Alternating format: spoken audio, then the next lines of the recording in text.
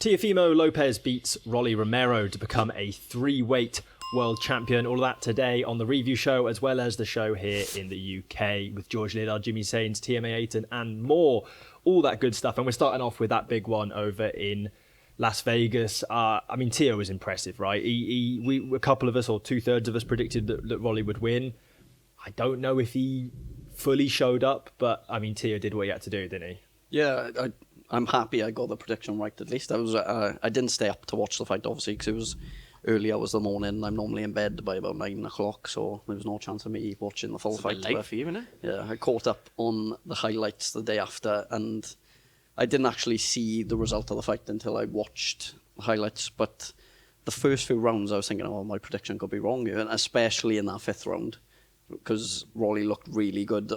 Could have got a knockdown. I don't know whether you'd class it as a knockdown or whether it was just one of those pushes to the floor, but I don't think there would have been a massive argument if he did manage to get one. But it just felt like after that round, it was almost like, I don't know whether in his head he thought he'd done enough, but he just completely switched. It almost felt like he didn't do anything else after that round. Yeah, it was weird. I was saying this to Harry. When we were talking about what the fight kind of looked like, and we thought that perhaps Rolly would be the one who tried to kind of stamp his authority on the fight, and Tiah looks to counter punch, and it'd be a bit of a that way around. It was the complete reverse of that, where Rolly was on the back foot, and I suppose in that fifth round he almost vindicated his decision, because it wasn't a million miles off. It was 1 or 2 shots away from Tiah really unraveling there, and maybe he'd been able to certainly drop him and maybe stop the fight. But I just think he thought he was winning. Yeah. And I think his team were constantly telling him, you need to do more, you need to let your hands go, you need to let your hands go. And it was very simple stuff. It was that trying to find that lead hook and trying to find that right hand down the pipe, and it nearly worked. And on a couple of occasions he caught him with nice shots, but he just seemed like, he thought he was winning the fight, but I don't think he was on the scorecards. Tiah was far more active, far more accurate, and probably deserved to get it over the course of the 12 rounds, even if, like Rolly seems to think, he came out with less damage. That's not how boxing's scored. You have to win the rounds, and if you're not winning the rounds, it goes to the judges' scorecards. I thought he was even favourable on those. Yeah, I thought that the judges' scorecards were miles off what I had. I thought Teofimo Lopez, after that fifth round, like you touched upon, just went into second gear and was just comfortably winning. And like you said, Rolly Romero, it was there for him on Saturday night. He had an opportunity there on Saturday night to that's a massive scalp. If you beat Teofimo Lopez, that's a massive name on your record to have, and he'll be hating himself right now, because there were so many opportunities in that fight where he could have easily put the pressure on more instead of staying back. And look, the fight was there for him to win, and he just didn't take full advantage of it. And that fifth round, when he hurt him badly as well, you would have thought, oh, here we go. I'm there thinking, my prediction's going to be coming in here. And then all of a sudden you're watching it and you're going, you're just losing track of it, because you're starting thinking to yourself, what is his game plan here? Because he's got him hurt, and he's got perhaps the upper hand on the scorecards up until that round, and then all of a sudden it's like, does he think if he wins 5 rounds he wins the fight? And it's like, it was a crazy fight, and the way he played out, Teofimo Lopez was deserving of winning. And you just look at the corners in between rounds, just the differences in class. I thought, that there's a corner there, obviously, with Tiah's dad shouting over him, but there seemed to be a professionalism there, whereas Rolly Romero, his eyes were everywhere else, bar his coach, and you're thinking, you've got him here. Teofimo Lopez isn't up to it. You've got him. You take full advantage of it, and he didn't, and it's frustrating, because we touched upon it all last week. He's coming off a massive, massive win against Ryan Garcia, and then to back it up with that performance, it's like, was that, that performance against Ryan Garcia, is that him at his best? And everything else it follows now isn't? Yeah, it was really weird, because I think if you looked at that fight and you didn't know who the two fighters were, and you didn't know who was holding the belt going into it, you would have said that Tiah was the man who put in the championship performance. He Correct. got a hold of the fight and tried to fight it on his terms, whereas Rolly Romero seemed to be almost reacting to what Tiah was doing. And I think if you're the champion, if you've beaten someone like Ryan Garcia, who I think is at the absolute very least at the level of Teofimo Lopez. I think if those two fought, it would be a really, really great fight.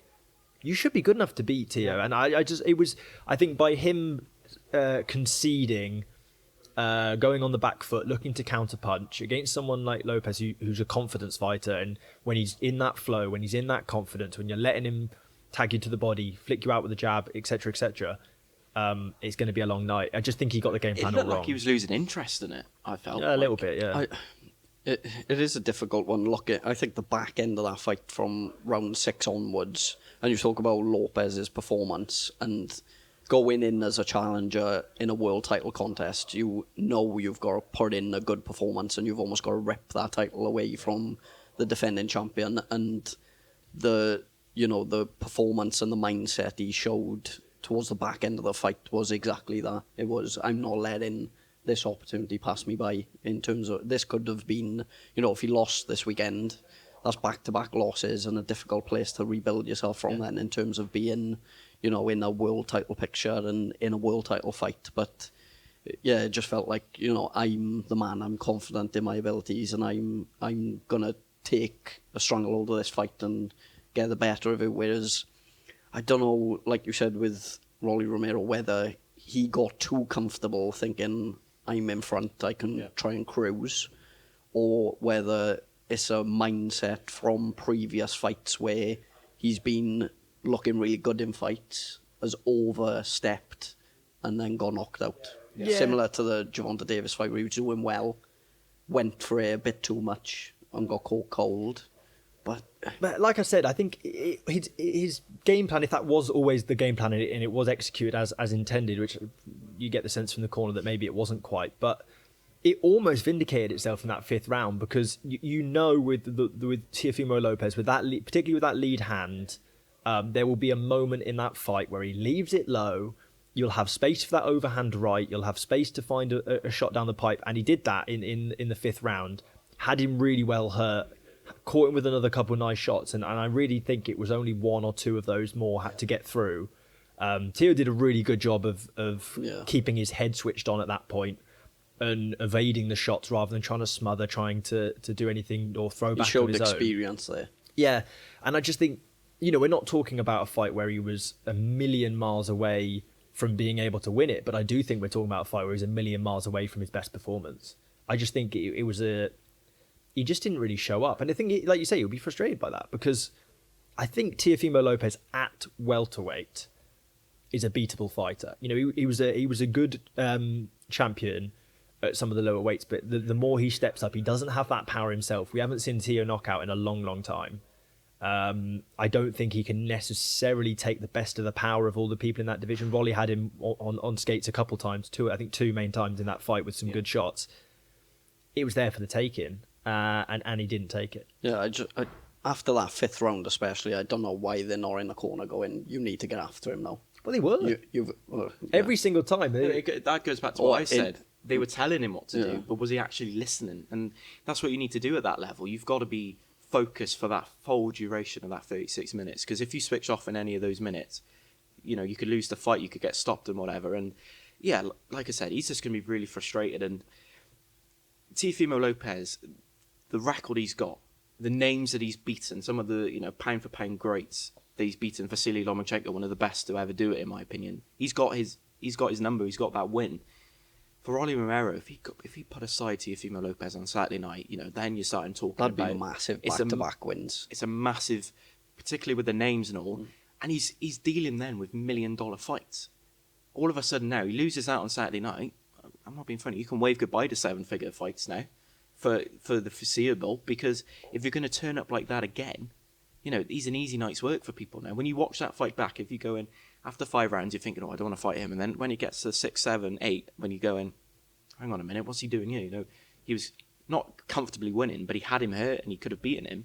All of a sudden, then it's like, well, what's the point? And yeah, like I said, he could probably at the moment there was, like I said, 7-figure offers on the table probably for him, but all of a sudden now they're fading, and they're faded quickly, and that sort of win against Ryan Garcia is a distant memory now.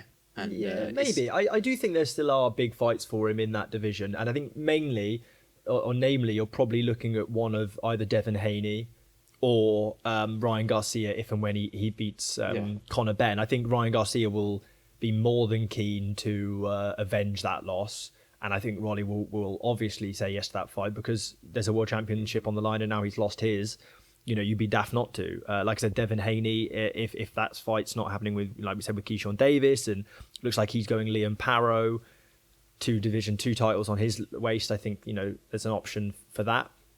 But in terms of that whole welterweight division, you've now got Teofimo Lopez, whose mandatory has been called against Jack Catterall for that WBO title, or the WBO Super, with Jack Catterall as the regular. So I think there's, like we said in the last episode, there's lots of great fights there.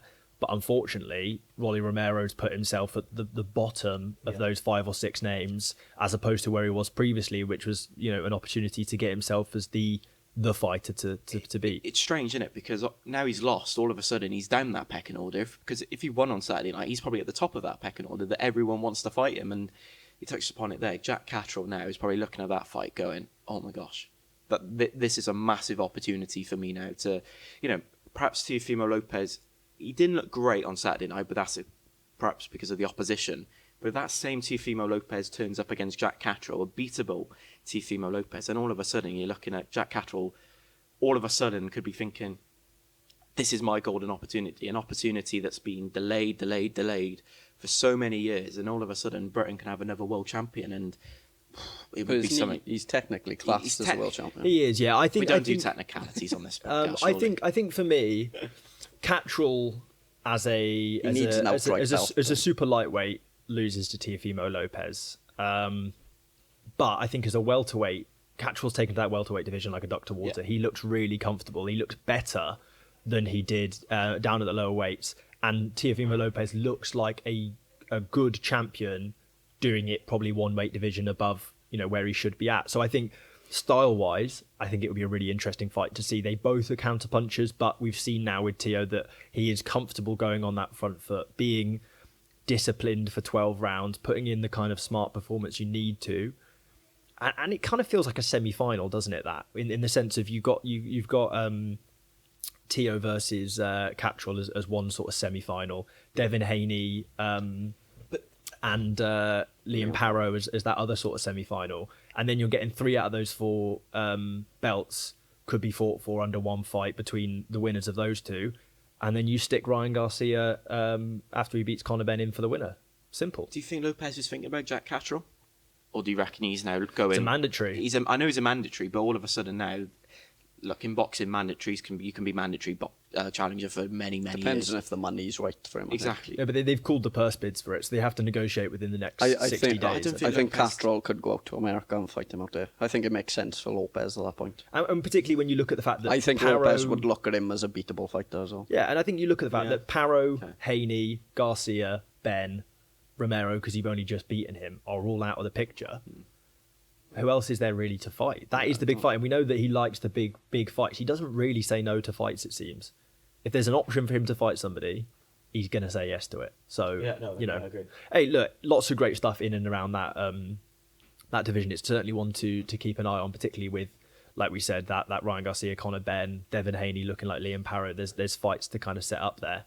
But to jump over the water here in the UK, George Liddard secured himself a European title in pretty comfortable fashion. He's increasingly looking like a fighter that's ready and moving towards stepping up to that very top level, to that world title level. And I said it in the preview, and I'll say it again: the improvement fight on fight, the improvement performance on performance from George Liddard is unmatchable. I think 4 or 5 fights ago, if you'd asked me what I thought of George Liddard, I'd have said he's a puncher, he's tough, and now I think he's got he boxes people. He's a boxer puncher. He can outbox you.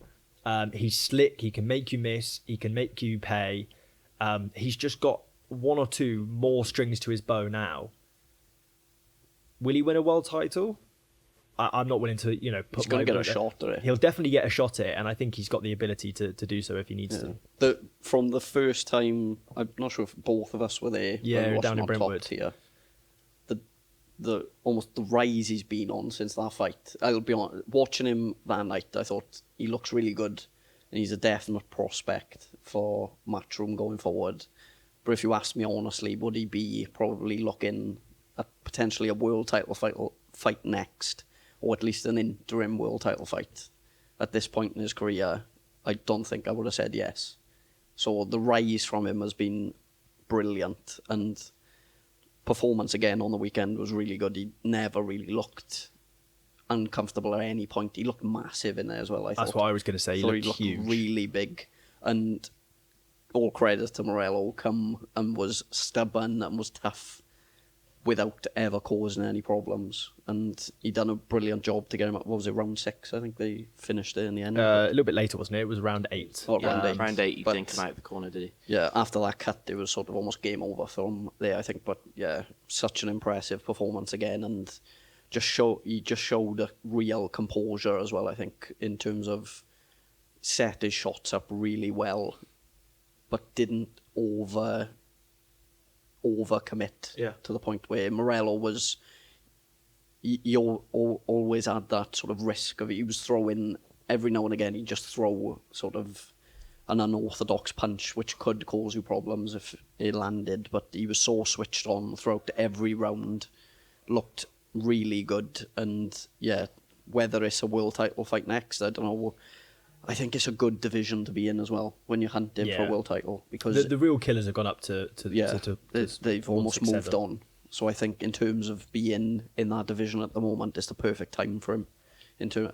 It feels harsh to say it's probably one of the weaker divisions. But in terms of where he's at in his career, it's probably perfect. Yeah, World Championships, world title. No one's going to be saying, "Oh, well, it was at this time when there was this." Yeah. It doesn't matter. What World was it title. with Liddard? It was that Conway fight, weren't it? That sort of He from there on, it's just been an I think upward how trajectory. impressive he was in that, because that was his first British title fight. That was to his win proper it. first big test where everyone was questioning whether, Kieran Conway, this could be too soon for him fighting Kieran Conway. But no, like you said, it was a well-disciplined performance, a performance that, I mean, funny, when you see some of these youngsters coming through, and I'm sure we're going to get onto it in a bit, where they can overlook their opponents, and not being funny, when you're getting compared before fighting for a European title, that world honours, this and that, you can easily overlook him, and he didn't, and he was getting Morello, and I thought, like, with any sort of European on the continent fighters, they come over here and they are tough, they're stubborn, like you said, and he was, and George Liddard, he showed a good chin as well on Saturday night, I thought, and you can see him after the fight, sort of the swelling that he had, and I'm being funny now, he can take that, and hopefully Britain can be on the road to another world champion, but I feel like with George, there has to be a sort of patience to it, because obviously Eddie Hearn's come out, and as he would as the promoter, start talking about Denzel Bentley and fighting those names. That's to come, I think. But at the moment, let's slow down a little bit, because there's something. Who do you think domestically, though, he fights before Denzel Bentley? He's the next best. He's number 2 in I the think UK. But that's where he goes Bentley's a back to the potential. division then, don't it? The difficult thing with the European title, he's blitzed through it this weekend, but I think there's a lot of European title holders that wouldn't win a British title. No. Yes. Like that Morello doesn't beat a lot of names He doesn't beat Kieran Conway, for example. No. So Or probably Tyler it's Denny. difficult. So I think that jump from that European level to some of them world level names, someone like Denzel Bentley is a tough fight. If it is next for him, which I don't think it will be, because I think Denzel Bentley is tied up on a fight there anyway.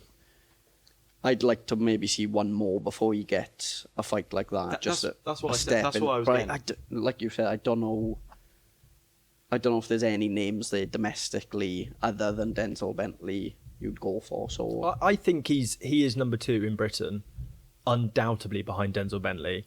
But Eddie Hearn wasn't willing to sort of lay his cards on the table. He sort of jumped around all the different champions in that division and said, we could do this, we could do this, we could do this. But I just don't see a world where it's beneficial to wait. I think when you look at Tyler Denny, he was the pre-world title fight for Hamza Shiraz. When you look at someone like Kieran Conway, that is a genuine British title level fighter that you've beaten and gone on to beaten fighters afterwards. You've won the European title. It's a nice tick box. Maybe you find yourself a silver, a WBC silver, an intercontinental or something in a fight to keep you busy. But at 23, 24, I think he might be 23 years of age still. Big frame. I just think the timing's right to go for it now. I think the timing's right at the end of this year or early next year. you're fighting for a world title opportunity in some form. And then, like I say, with that age, with that frame, I just don't see a world where he can't then, if he doesn't work for him, either reset or look to move up to 168 and see if you can make a home for yourself up there. Yeah, and like we said last week about George Liddard, the impressive thing about him is that when he gets these sort of step-up fights, he delivers, and it perhaps exceeds expectations in a sense, because these fighters that he's fighting, you would expect him to take, the 10 round, 12 rounds and all, and he gets through them in, like we said, flying colours. But I think one more fight, just keep him building nicely, because... But what kind of fight is that? I'd go for the IBO world title, I would. Yeah, there is that fight. If that's available. Yeah, it's... What about the WBF, whatever it was called? WBF, What's the point? I'm joking, obviously, there. But, it's Zuffa? those... Go for the Zuffa title? It's those sort of fights now where... world title. Exactly, it could be, a Misfits world title or something, but obviously not. But what I mean is, that he's got something there, and look, Denzel Bentley, loads of people are saying he's not there yet. That's the most important word. He's not there yet. But maybe another fight where he can prove against someone that's dropping down, maybe. I don't know the names, but he can then perhaps go, if he gets through him, he's perhaps better than Bentley. But so he can go into that fight favourite, maybe. My point is, does he beat the fighter that Aaron McKenna fought Yes. for his world title? Does he beat him? Yeah, without a shadow of a doubt, yeah. Okay, great. Does he beat Callum Walsh? I think he does, yeah. And we know, I don't think, Dana's... Callum Walsh went near, well, not life and death, but Dana's didn't not... have an easy night against Tyler Denny. He was a fringe European champion. And George Liddard has already dealt with Tyler Denny to an easier degree. And I think, if you say give him the Aaron McKenna fight, I say, yeah, go for it. All credit. I think that's a good fight. I think you shouldn't be looking to build this world title opportunity where it's like you've proved you are 100% world title level, because if you're getting to that point and you still haven't got a world title around your waist, what are you doing? I think you've he'd be wasted confident against any of those world champions at middleweight. Especially at that, I'm not saying, Erislandy Lara is a good fighter, don't get me wrong, but he's an aging fighter. Is now the right time to try and catch him on his slight down, you on the up, confidence, go for it. Possibly. Carlos Adames, I think, is the one that I wouldn't necessarily look for at this He's stage. the trickiest one. Because he's a really good fighter. He's a really technical fighter. We've seen how he can nullify a big hitter like Hamza Shiraz, a rangy fighter like Hamza Shiraz, which is some of what makes George Liddard great. But outside of Carlos Adames, if I was Team Matchroom, I would feel confident sending him in there with anyone, rolling the dice. Why not? Yeah, I would. I think there's definitely options there. I looking at the names, if you're gonna go with someone just off fringe world title level, you may as well just roll it and go for one of those world champions, I think. Because what do you stand to gain from a fringe world title level fighter as someone who's fought the names he has, got the titles he's got? You don't really stand to gain anything. There's no great benefit to it. That week, the fight on the weekend as well, it weren't as if it was life or death at European level. He's brushed. And I know, like I said earlier, Morelo's probably touching domestic level at Britain. But then again, you look at the domestic level names, then the only other person higher than him is Denzel Bentley, who's already tied up with his own world title fight by the looks of it. So that's definitely a potential future fight. But yeah, I'd just go for the world title now. So, world title next then for George Liddard. If you can find an opportunity, yeah, absolutely. Now's the time to roll the dice. I think there's something for momentum as well. I mean, look, if they can't find that right opportunity right now, I'm not saying you just roll the dice against anyone. Don't sit around waiting. Make a nice warm-up fight. Keep yourself busy. I would be belling Dana and saying, give me Callum Walsh, because I don't think Zuffa are going to take that fight. And I think Eddie would. I don't even think Zuffa picks up the phone call. Yeah, but that's what I think. I think Eddie would find a bit of fun in being able to say that we offered him a great fighter and he said no to it. But is what it is. So moving on to the rest of the card, and we're not going to be talking about the co-main in that one. We're going to jump straight down to someone slightly earlier on in the card in TMA Ayton, who I think has absolutely captured the minds of British fight fans. She is increasingly fight on fight, performance on performance, proving that she is the future great of women's boxing, like Katie Taylor, like many people have said before. Completely agree. Again, look, we were talking about her last week when we were saying that how special she is, and every time you watch her, you always think to yourself, you go, what are we going to learn from this time around? And obviously, her opponent took her to 6 rounds, wasn't it? And you thought, okay, maybe this could be a test for her, but like, she's passing through him in flying colours. And it's a bit like George Liddard now, where George Liddard is there. He's earned his spot now at World Honours. Team Ayton could easily turn up tomorrow evening and fight for a world title and perhaps be favourite to win it. She's that special, and I'm not being funny. Looking back at that fight on Saturday night, she was, as expected, was dominant, was in control, never looked likely of losing. Disciplined again, where the whole point of, when she comes through the ranks is all about learning fights, and she's had that, and she's got that, it's not arrogance, but a cockiness, but she's got that confidence now behind her where she's proven that she is going to be something special. She hasn't got, the fighters that in her division now, they're names that she can beat. You look at the world titles that she can fight for, and you can go, well, if she fights her now, it's like, oh, well, I wouldn't want to stand across from Team Ayton anymore. I think she's that dangerous and she's that clinical as a fighter that she's a hard night's work for anyone, and that's at World Honours as well. And what's she now, 7-0? Yeah. It's ridiculous that how fresh she's into her career, and all of a sudden now she's just picked up the Commonwealth title, and we're talking about potentially fighting for a world title. It's unbelievable. And look, I don't even think that's her ceiling. She's got years left in this sport. She could be a multi-weight world champion. And you talk about Katie Taylor, the references to Katie Taylor. She could be the next Katie Taylor and could even do better, in the professional ranks. Exciting, that's the word to describe her, I think, after Saturday night. Yeah, I think she's settled in really well up at featherweight now. She obviously started her career down at bantamweight and looked very impressive in her first sort of performances, but then I think physically and making that weight down there didn't suit her.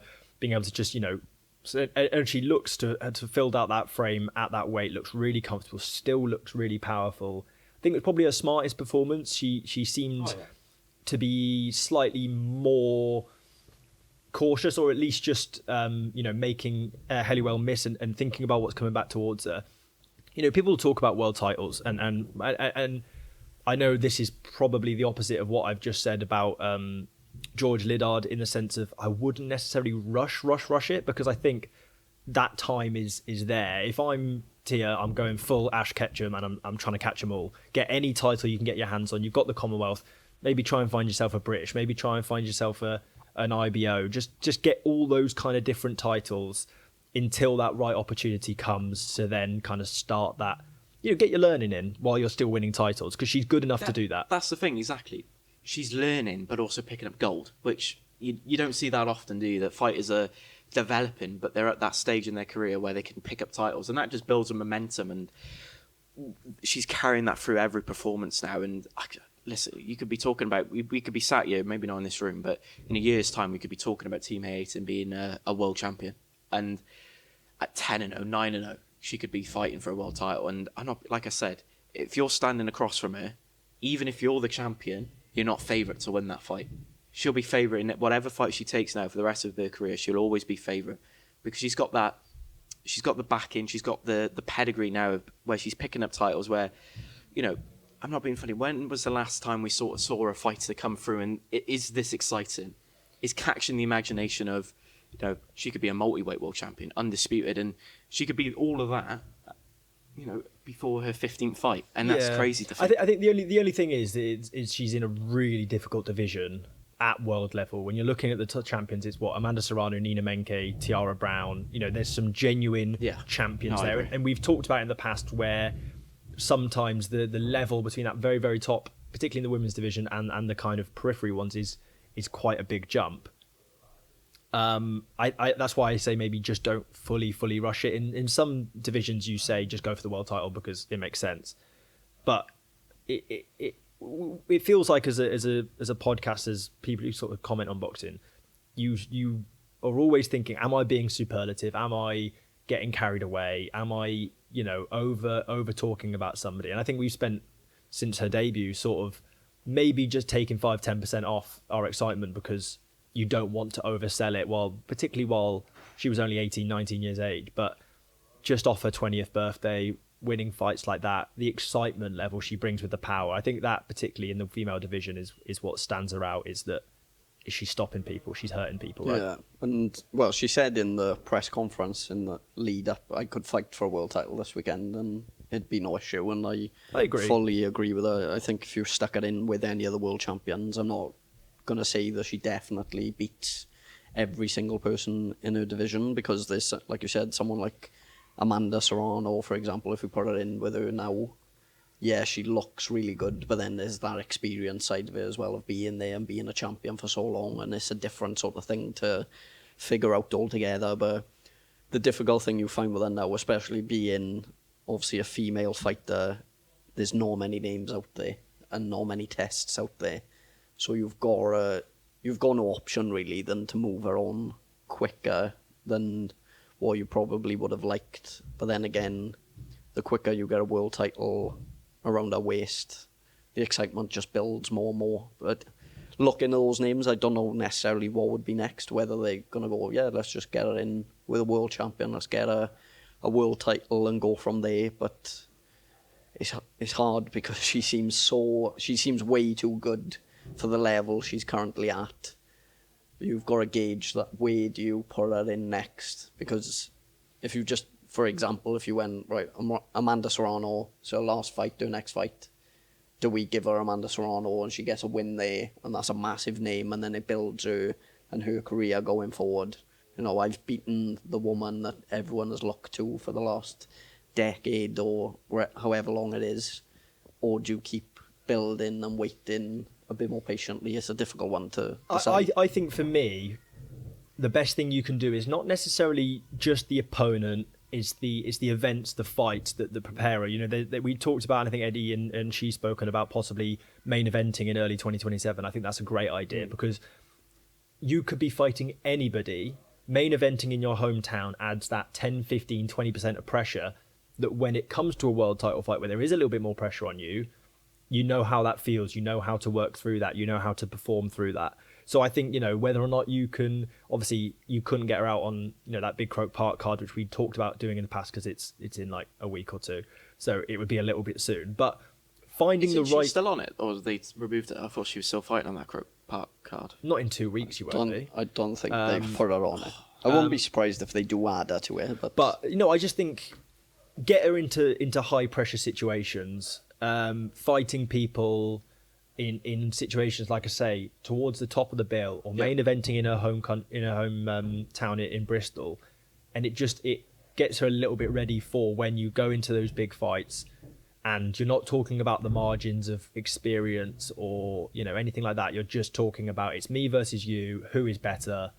I think it's me, and then, you know, let her go out there and perform. But yeah, I think that should be the plan, is get her to headline a show next, whether it's in London or Bristol. I don't know if they could do it in Bristol, because I don't know whether there'd be a location for it, but headline her and just scout the world for someone who's as durable as possible and as tough as possible, and just go, we're paying you to come here and try and last the whole rounds with her. Take her as long as you can, so she can look good in front of everyone who's going to be there. I mean, credit to Ellie Halliwell. She'd done well to stick in there, but it really did feel like, you know, it was inevitable, wasn't it? Yeah, it was inevitable, and she just couldn't get any of her own work going, and Tiah was just able to kind of do what she wanted, and, you know, pick out the right shots, pick the variation, make her miss, bully her, which is, you know, when you look at the age and whatnot and the experience, you think, you know, it's so impressive that physically she's able to bully fighters. Yeah, really exciting. I mean, we could talk about this forever, but we'd just be going over the same point. Just do a podcast on that is from why this card. That's why I think Elizabeth Ashoba should be the next fight, though. I'd be an unbelievable fight. She's going to be tough. I don't think you shift her out to there. No, I think, and that's the only thing I have with that is, obviously on a personal level, we both Elizabeth and Tiah, particularly Elizabeth's been someone that we followed for a number of years.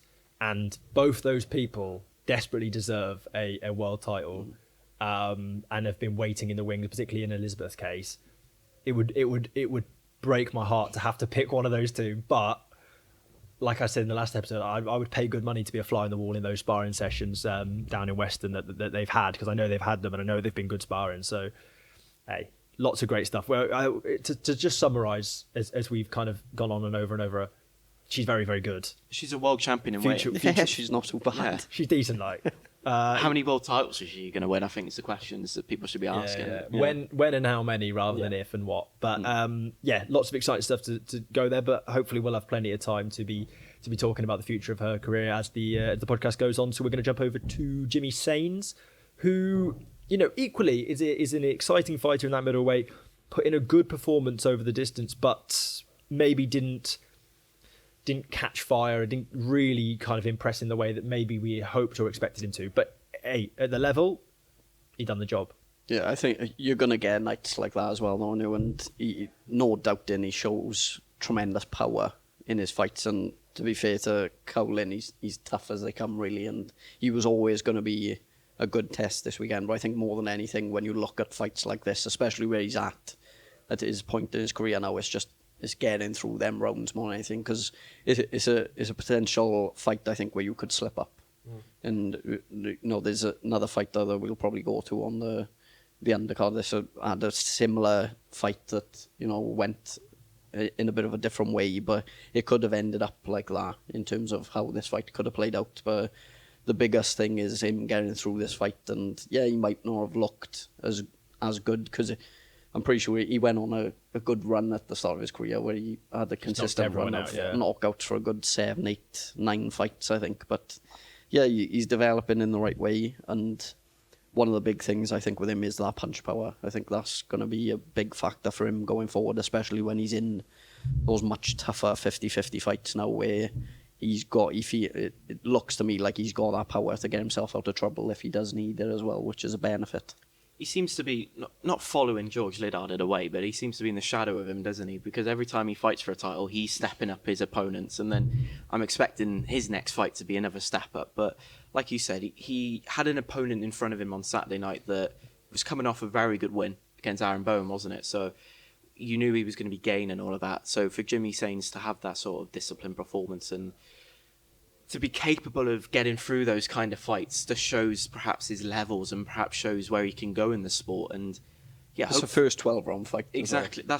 That's the other thing to tick off. That's another tick box, isn't it? Where you go, right, I've done that now, what's next? And then it's like moving on to the next thing to achieve in his career. And Cowlin caught him with a lovely shot to the body, which, kind of stiffened the legs a little bit, and there's people talking about, the referee, this, that and the other. And I think Sains was fine in getting through that, but it's just like you say, it's another feather to your bow. It's another thing you've experienced, so that and to do it against an opponent like that can only benefit him further down the line. Yeah, I really, like I said, it's not the kind of thing that you feel really compelled to, tweet about just excitement. You go, oh my God, Jimmy Sains, in the same way as, Liddard's had in the past and some of his past wins and Tiah, etc. But it was just a really good performance against a difficult opponent at this stage of his career. Like you say, tick box, job done, move on. Should we get on to the questionable fight on this card where... It's really difficult because Lely Buttigieg is a fighter that I really like. Another one I watched on a top tier show. Really lovely lad, and I do genuinely think there's some talent there. But I just think it was a difficult opponent against Pierre Gordon, and I do think he got on the lucky end of the decision. I do think Pierre did some very simple work. It was very, very simple stuff. It was 1-2s, lead hooks. Nice, simple, just doing the basics. But he did it very well, and he was far more active, far more busy. I think that was the difference for me. I think, make a rematch, absolutely. Look to that Buttigieg can improve again on that performance. But if he does get through the Pierre Gordon fight, the next fight, win or lose, I think you probably want to just step away from the limelight a little bit, big fights on DAZN, and just let him can kind of build a little bit in the shadows, because I think his confidence took a knock in his fight prior to this, and it's just carried a little bit over. He's just not quite letting his hands go, not quite getting that activeness, that busyness that he previously had. He doesn't want to be a Jordan Flynn 2.0, does he? Where he has a draw against, what was it, Bilal Fawaz, wasn't it? And then he loses, and then all of a sudden... not Jordan Flynn. Who was it? Junaid Boston. Junaid Boston, yeah, that's it. And all of a sudden now... But Jordan Flynn's a similar sort of fighter, isn't he? With some of his fights, maybe. Yeah, he's been in and around there, yeah. But what I mean is... perhaps, like you said, take a step back. All of a sudden, you're in the limelight. You're in the, the precious situation of being a co-main event on a DAZN show. For a young fighter, that's a lot. And perhaps it's too much for him at this stage in his career. And I thought he was rather fortunate on Saturday night to get the draw. He'll learn a lot from the fight, take the rematch. But at the same time, that's a risk, I think. And when you're in that sort of privileged position where you've got a matchroom contract, where you're fighting on DAZN constantly and you're developing on DAZN, you're in a very privileged position there. And so many fighters want to be in that position. And I said it last week, if he's not delivering, then he might have to take that step back down to, fights on top tier Nielsen shows in your call, perhaps, to get back to the proper, into the boxing scene there, maybe. But he'll learn from that fight, and hopefully if he does take the rematch, he can improve. But if he doesn't, Pierre Gordon's going to come back from that fight and go, well, I should have won that. I thought he won it, clearly, but the judges had other things on their minds. But he's going to have so much confidence going into that fight, whereas Buttigieg's probably looking at that going, I got away with one there, and he'd probably be low on confidence. So it's an intriguing move what he does next. But look, how many times have we seen this before? Like I touched upon those fighters that you said, corrected me there, with the guy's name. They were put in to see where they were at, and they nearly got found out. He's nearly got found out on Saturday night where his level is.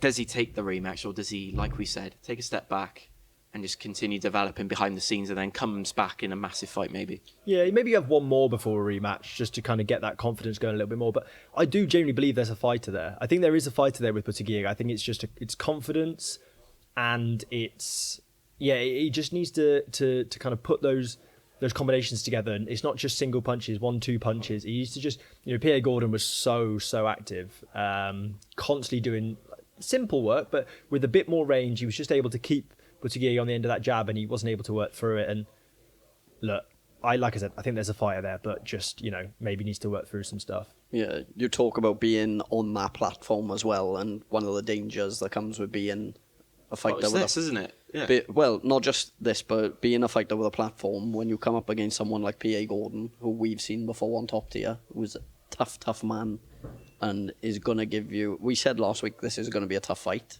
and someone like Pierre Gordon's going to turn up, go in, if I can beat this guy, then I know I'm getting booked on the next show. I know I'm...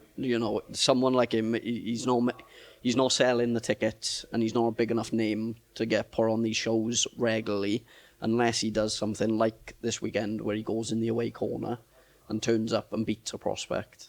And even then, still, he might not get the phone call to come back, because they might think, oh, he's a bit too tough for our prospects to give him a call again. But it's what you've got to do. But I don't know whether they'd be looking at this fight and thinking, let's get him in there again, or whether it's one of those ones where you go, we dodged a bullet there with the decision. It's the sort of fight now that probably he's going to be before the belt now, isn't he? Maybe. Just give him a 6-8 rounder just to get his confidence. I think it's a confidence builder. It's what they did with Wong after the first Gavin Gwynn fight. Yeah. It's what they probably should have done with Bostan after the Bilal Fawaz fight. So I think, yeah. But look, they've got that on paper now, haven't they? They've got the blueprint of both careers there, where you take a step back and look at Wong now.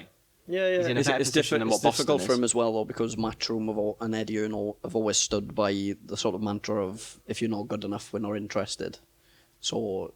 if he's not winning this fight, I do think he's good enough level, though. Yeah, I think he is, and I don't think he's, especially in the last two fights, he hasn't shown as good as what he probably could be.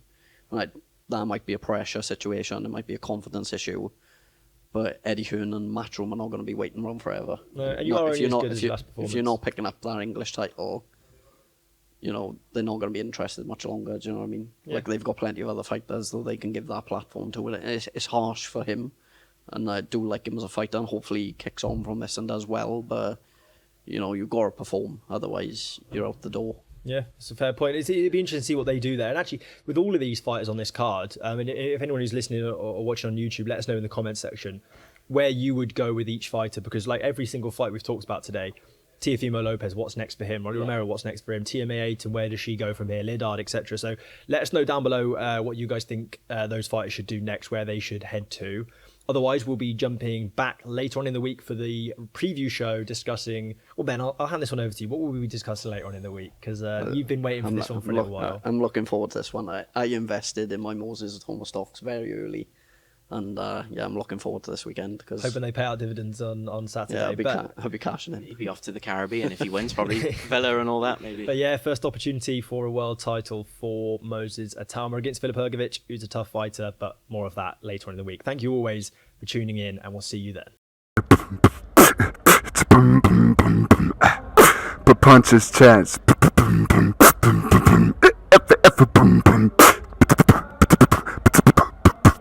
Punches Chance Podcast.